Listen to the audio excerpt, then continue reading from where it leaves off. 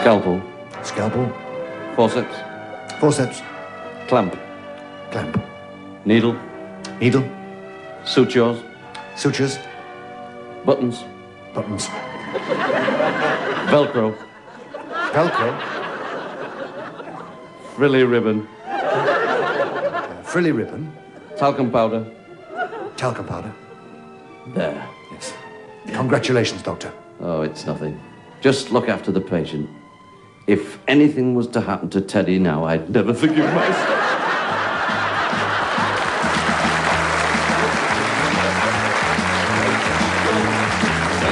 Get the green light, just the three of us, doing a show and getting it right on the night. I'm Robin, and I'm handsome. And I'm Maurice, and I'm tall. I'm Graham, I'm ugly, I'm short, and I'm fat, and I'm bald as a billiard ball. We're the Grumbleweeds. Oh, wise man of the mountains, I come to you for help and guidance. For too long now I have wandered the world seeking wisdom and truth, but have only fallen into deeper confusion. Give me the benefit of your insight and learning. Let me hear the words that will open the door of understanding. Tell me that I may know the way to live in peace, contentment and joy, and rid myself of this perplexity, anxiety and suffering. Speak to me, O wise one, what is the secret of your ways? Prunes, lad.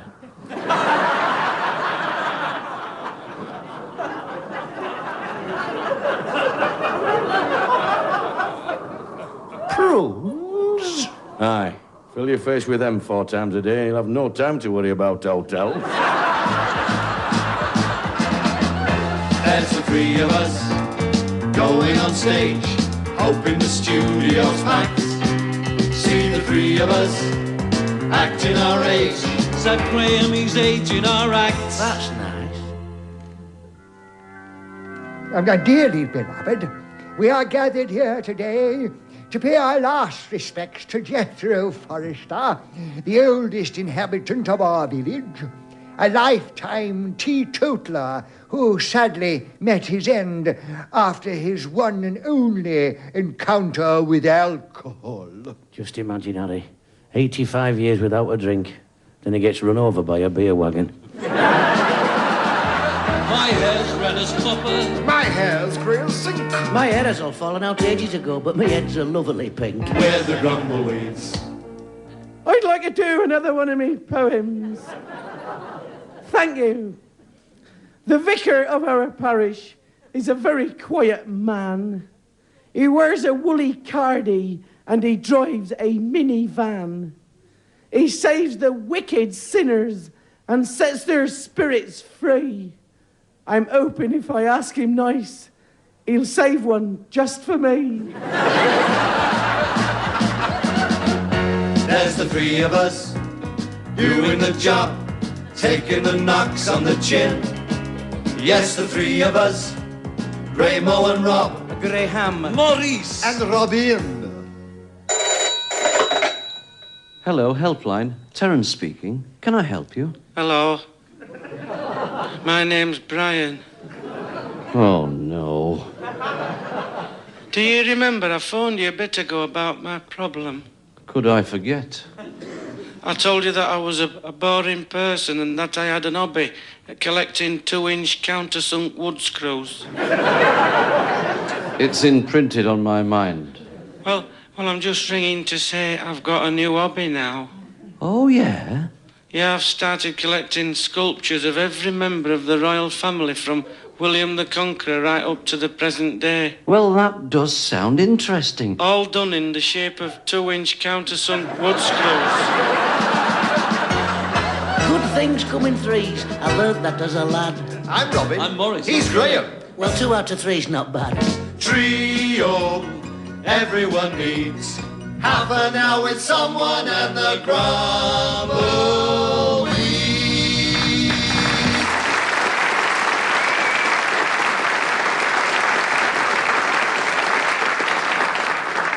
I went to the barber's this afternoon. This afternoon? I went. To the barber's? Yeah. You? What? Went to the barber's this afternoon? So did I. Will you do something for me? Of course I will. Answer the phone. The phone's not ringing. You won't be told, will you? Hello? There's somebody at the door. No, there isn't. You won't be told, will you? Go and see who it is. It's probably our special guest star, one of the most talented, delightful and lovable lady actors in the whole wide world.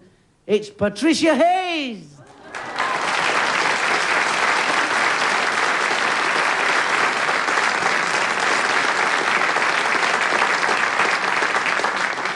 I have always wanted to be on the wireless with the tumbleweeds. Yes, I've always liked the little one with the head of lino.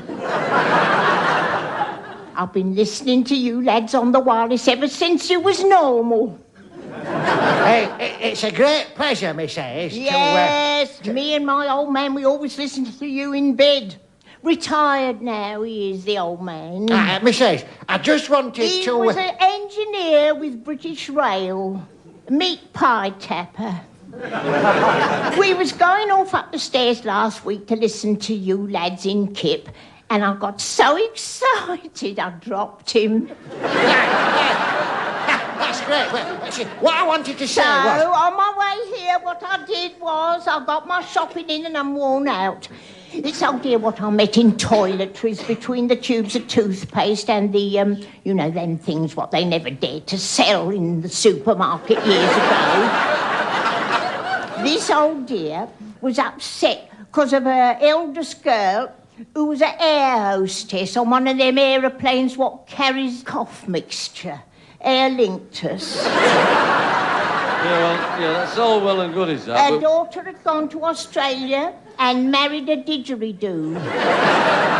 You see, the idea that we had... So I says to her, there's no need to worry about it. It's probably something wrong with his billabong. Because they do have them in Australia.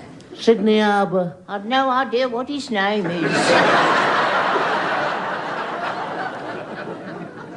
Oh, what you wanted to say something? Listen, we've got this idea for a sketch, right? Sketch? Did you say sketch? I haven't come here to do no sketch. We always do a sketch with the guest. Campaign? Campaign? The start of my campaign for the most neglected, most taken for granted, the most least appreciated body of people in the whole country, the British mum.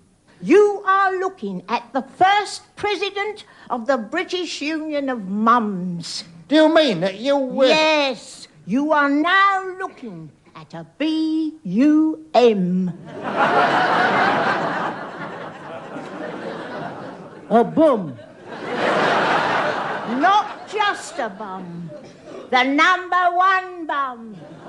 Here, hands up all those housewives here tonight what wants to become a bum. Hands up. There, look at that. I don't believe it. Just look for yourself. The place is full of bums.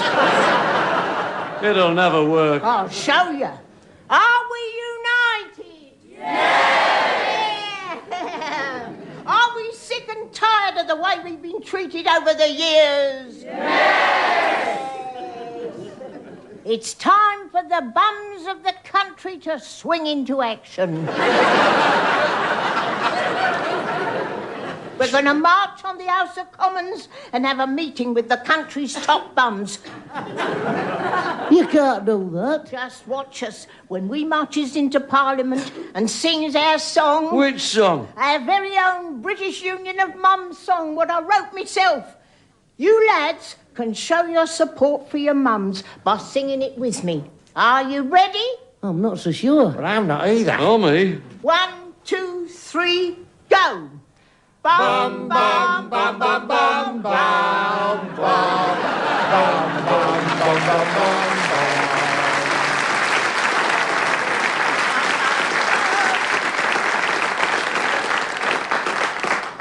Unforgettable, that's what you are. Yes, and that music tells us that it's time once again to visit our forgetful friends, the Amnesias. This week, Mr. and Mrs. Amnesia are thinking about having breakfast. Now, dear, what would you like me to put under the grill, dear? How about some holidays, dear? No, dear, no. Oh, you know, it's pink with fat all round the edge. Oh, your mother. No, dear. When it gets hot, it sizzles and spits. Oh, that's your mother, dear, yes. Bacon, that's it, bacon. Bacon. I bought some mushrooms yesterday, so we'll have bacon and mushrooms with a spot of... oh, dear, a spot of... Bother. No. A spot of... Rain, spot of... No. No, it's in a bottle. Oh, yes, a ship. No, dear. It's brown and in a bottle. A brown ship, is it, dear? Brown ship. It goes on food. Ah, flies. Sauce. Sauce. Yes, I'll see if there's any left in the... left in the... Lurch. No, dear. Where we keep the food. The larder. Oh, That's yes, it. the larder, yes. Right, dear. Now, shall I do you a fried... Friday night is music night? No. No, dear. You get them from hens. Ah! Feathers! Fried feathers! No, it's not fried. No, eggs. Oh, eggs. Bacon, mushrooms, and fried eggs, you say? Yes. Now, would you like a cup of... a cup of...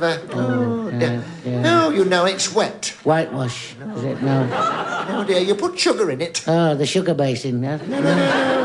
It's wet and brown. Ah, yes, creosote. Creosote. We put milk in it. Ah, the fridge. This is ridiculous. Your mother drinks gallons of it every day. Ah, syrup of figs, yeah. Syrup of figs. No. Coffee. That's it, yeah. Yes. Oh, dear. Oh, dear. Yes, what's the matter, dear? I think we're going to have to forget about the mushrooms. I'd already forgotten about them, dear.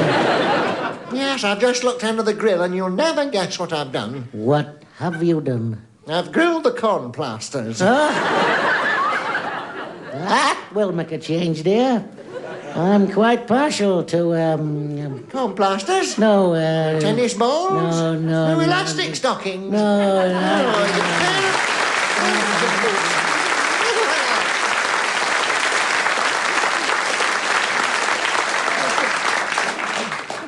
I say, old gaffer, what's that smell? Hey, all right, face.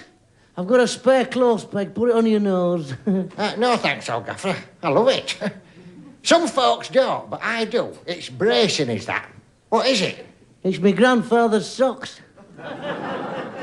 It's your socks, Uncle Rubbish. Well, yes and no. How do you mean, like? Well, it's a long story, but I'll tell you. Right now. My grandfather's socks were a gift from his mum on his birthday in 1815. She was lazy and fat and she lived in a slum which she made no attempt to keep clean. He was always convinced socks should not be washed or rinsed. He referred to his mum as a guide.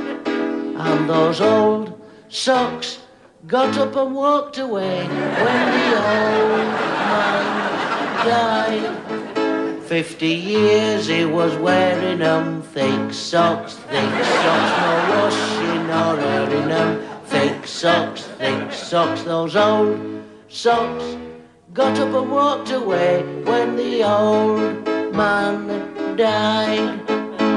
My dad got the socks when my grandpa was dead, 'cause he left them to him in his will. If those socks were too cold when he got out of bed, then my dad put them under the grill. On occasions of state, he would lend them to a mate for a small charge of 6pence a day. And those old socks got up and danced a jig when Dad passed away. 50 years he was wearing 'em. Thick socks, his pals often sharing 'em. Thick socks, those old socks got up and danced a jig when Dad passed away. My grandfather's socks, still unsullied by soap, were bequeathed by my father to me. I've no son of my own, and it's too late to hope I'm the last on our family tree. But these socks need a friend who will wear them to the end, who will not let them go to the dogs. Yes, these old socks, rat face, one day they will be yours when I pop me clogs. Oh, that's wonderful, that is. Just promise me you'll never wash them. No.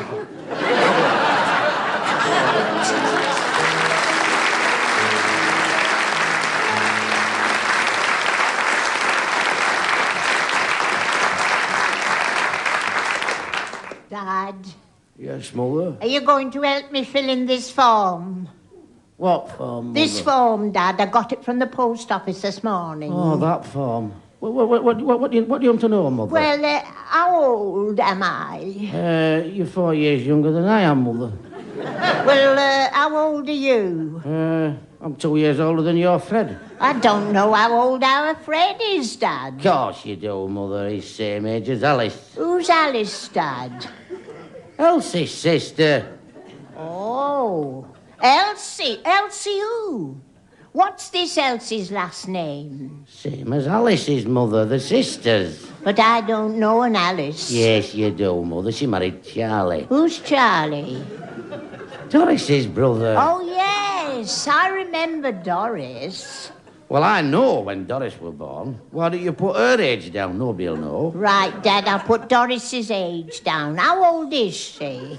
123. If she was still alive. Is she dead then? I think so, Mother. We haven't had a Christmas card from her since her funeral. I was 27 when George's brother was 17. Right, so you're 10 years older than George's brother. And George's brother was born 2 years after my father had that bad do. Which bad do, Mother? With that donkey on the beach at Cleethorpes. Right, now if we can find out how old that donkey is, we've got it. How old would you say I look, Dad? I don't think I'd better say, Mother. We've only just got over that row we had about Hitler. Didn't he marry Fred's sister? No, Mother, no. Look. I don't know why you're bothering with this form. It has to be filled in, Dad. It's official. Yes, I know, but however old you are, I still think you're wasting your time applying for a maternity benefit.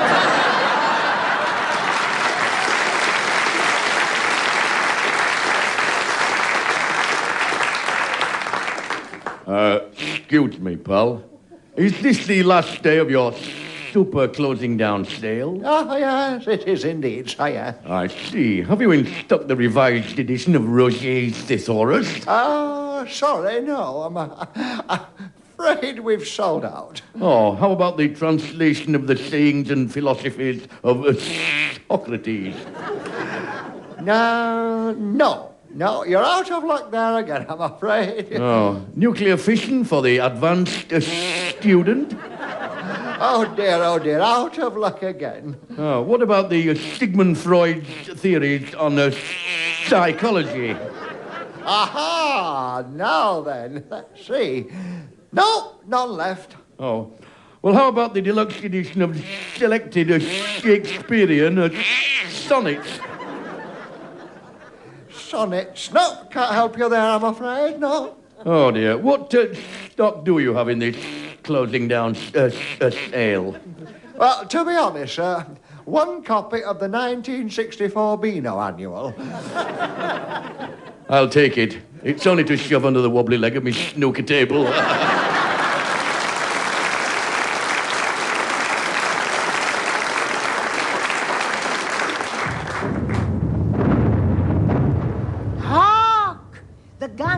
of war. I am a nurse. The year is 1916, and I am tending our brave soldier lads what's been injured at the front. Some of them has been injured at the back as well. I hasn't got a proper hospital. I has to make do with a tent, and I am sitting at a little desk writing out my report on the condition of my patients. How'd you spell knackered? It's time I did my rounds of the beds while they're all asleep. Nurse!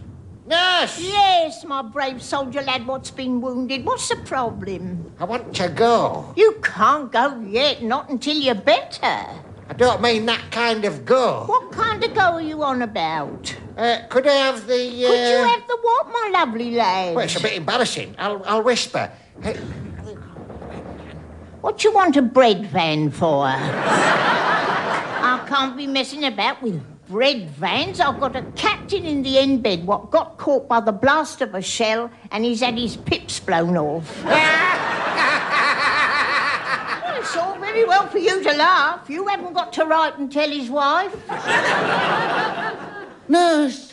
Nurse! I am at your side, my brave soldier lad, and eager to do me nursing. You look as though you has a problem. I have. Tell nurse. That dressing you put on me leg. What about the dressing I put on your leg? It was mayonnaise. Mayonnaise? Mayonnaise. Here, you know what that means? What? It means I've put germaline on your sausages. Never mind, I've got the result of your X-ray. Oh, is it bad news, nurse? It couldn't be better. Oh, good, go on. We found your ferret. Hey, get over here, you great useless object. Ah, poor thing, just listen to him. Are you upset then? Upset, flaming set. I came in here with a broken collarbone. That's right. Then what are the weights doing on my feet and both my legs stuck straight up in the flipping air? I thought you might ask me that. The reason why you has weights on your feet and both your legs sticking up in the air is because we lost the cord out of your pyjamas and it was the only way I could keep them up. And my busted flipping leg. Yes, you has a busted leg and a broken collarbone, and it's time for your therapy. Let me help you out of your bed. I'm in flaming agony. Keep hold of me. This is murder. It's for your own good. Hello? He's on top of the cabinet. You come down here and have your medicine. If it's that sheep dip you poured down as yesterday, you can forget it. Best medicine you can get, this is. What's it called? Dr. Jessop's rejuvenating jollop for jaded gents and jilted Judies. What's it supposed to do? It says ideal for skin, teeth, nerves, bones, insomnia, rusty mangles and keeping moggies off rhubarb.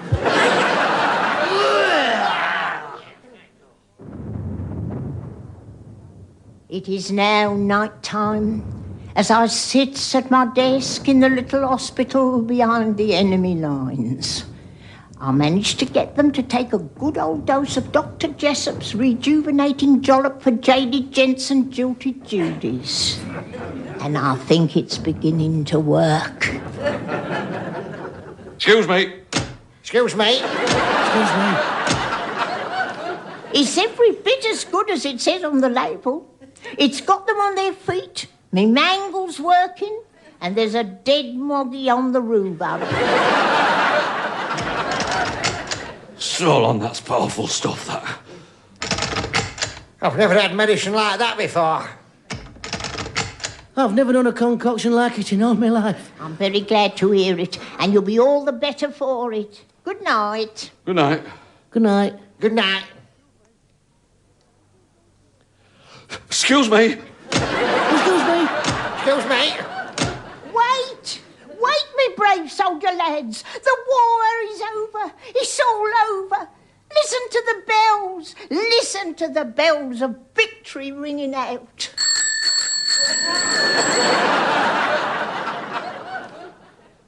All that was 50 years ago, and I am now a senile old biddy in me dotage.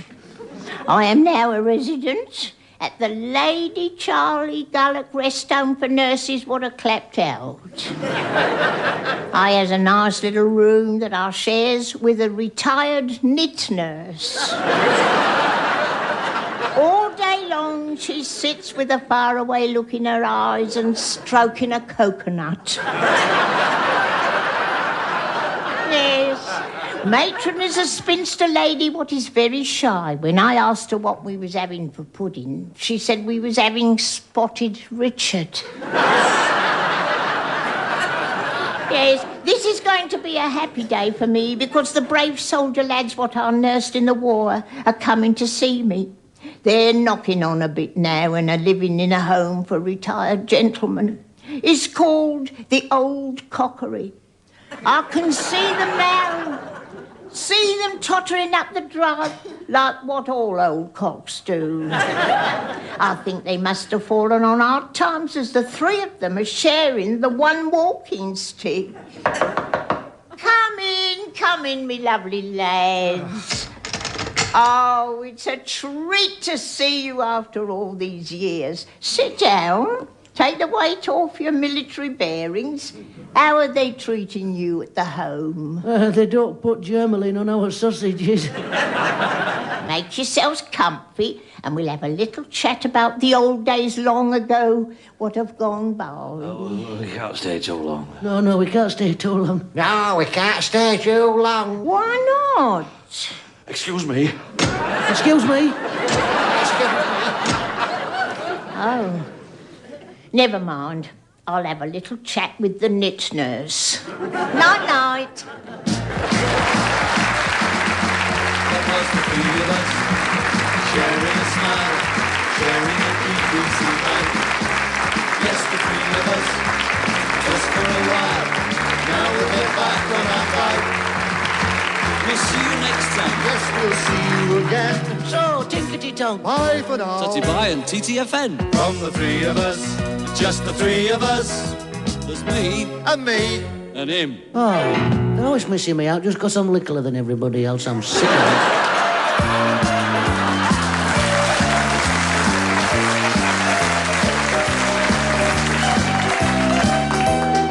You has been listening to Someone and the Grumbleweeds. Graham, Maurice and Robin were the Grumbleweeds. What lovely lads they are. And me, Patricia Hayes, actress, traffic warden, and Jane Seymour lookalike. I was someone. The music what you heard was provided by Dave Collett, Perry Duke and Andy Marples, with lyrics, whatever they are, by Jeremy Brown. The script was by the fabulous Eddie Braben, Ron MacDonald, John Brown, Richard Jones, and our lovely producer, Mike Craig. Oh, I do fancy him. But then again, I always did go for the older man.